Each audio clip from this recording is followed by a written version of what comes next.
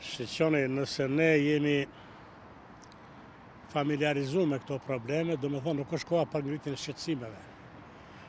Nëse duhet ngritur shqetësime ndaj qeverisë të gjitha legjislaturave të cilat nuk e kanë bërë të duhur. Ajo që të duhet të bëhet është e që u trumbetua, duke arsyetuar se kanë bërë për mbrojtjen e konsumatorit, duhet korrigjuar. Nuk është mirë të na hedhin plorë syve nëse ne e dim që asnjë legjislaturë qeveritare nuk e ka njohur dhe akoma nuk e njeh qytetarin konsumator, aq më pak si qytetar konsumator taksapagues gjenerues kryesor të buxhetit të shtetit. Ministria e Bujqësisë e ka bërë të kundërtën. E ka heq një bordin AOK-s, i cili vetëm e ka pas brenda tij përfaqësues të shoqërisë civile. Dhe si ti besojmë ne Ministrisë së Bujqësisë, nëse bën diçka për ne, nëse është dëshmuar që e ka bërë të kundërtën për ne. Ose, si të besojmë Mintit, i cili nuk e kupton që komponenta kryesore socioekonomike është konsumi, është nevoja, është kërkesa, është tregu, është transakcioni, pra është konsumatori. Për kundër faktit që ka departamentin e mbrojtjes së konsumatorit, Minti bën kësi fizikultura, ndërsa harron që departamentit duhet të ngritur të paktën në nivel të drejtorisë para se ta bëjë ministri, sepse po del që konsumatori është para tregtisë dhe para industrisë. Ajo që do duhet të ta bënte Minti është që ta konsolidoj tregun.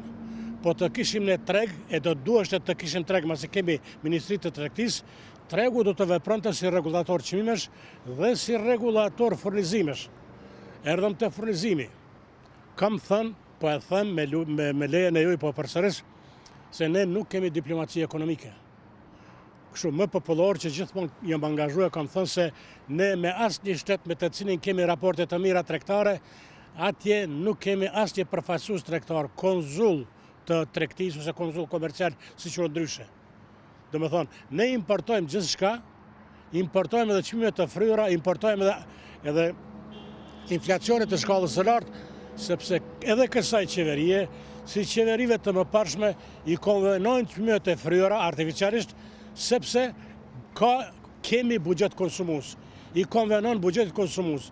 Buxheti konsumues gjenerohet nga xhepat e qytetarëve konsumator, nga xhepat tonë, dhe ne për të njëjtin produkt, në të shumtën e raste i pagojmë nga disa lloje tatimesh dhe të njëjtin lloj të tatimit disa herë.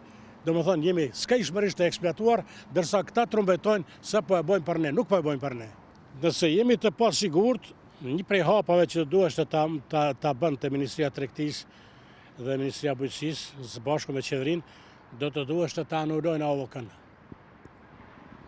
Ndërsa AOK është një prej agjencione më të sigurta, jo vetëm në Kosovë, por ndoshta edhe nga Gadish në Ilirik. Do me thonë, ne nuk duhet të kthejmë vetes në fyt. AOK-a neve na garanton ushqime të sigurta. Sa janë të sigurta, me që ata obligohen ta monitoron vetëm 1% e gjysmë të produkteve, ajo mbetet ta shikojmë ne. Pjesa tjetër e 98% e gjysmë na mbetet neve si qytetar konsumator, duke bashkëpunuar me mekanizmat e kontrollit të tregut. Sa janë të sigurta tjetra? Ligjërisht, qumështi pluhur nuk është i ndaluar. Qumështi pluhur obligohet të deklarohet nëse përdoret mbi 2% e gjysmë. Kjo është e gjithë filozofia.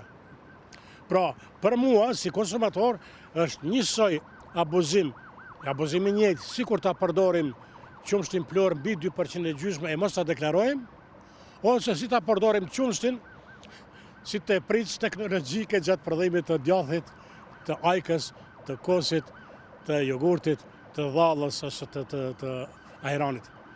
Është e njëjtja gjë, por dikush fshihet pras vaj të palmës për shembull, po harron se ja ka ndihmu prodhimit të vet me ujë.